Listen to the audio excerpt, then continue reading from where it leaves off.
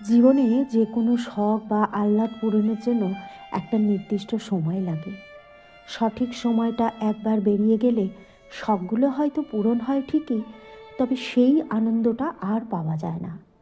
17 বছর বয়সে যে বিরিয়ানিটা অমৃত লাগে, 32 বছর বয়সে সেটা নাও লাগতে পারে। 21 বছর বয়সে বন্ধুবান্ধব নিয়ে সমুদ্রে ঘুরতে যাওয়ার জন্য যে আনন্দটা কাজ করে, 40 পার করার পর সেই আনন্দটা নাও হতে পারে।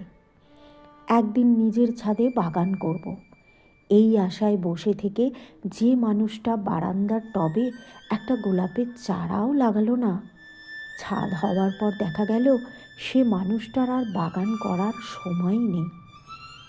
একদিন টাকা রোজগার করে বাবা মাকে দামি দামি উপহার দেব, এই স্বপ্ন দেখা মানুষটা চাকরি করে টাকা পয়সা কামায় ঠিকই, কিন্তু ততদিনে বাবা মাকে আর পাশে পাওয়া যায় না।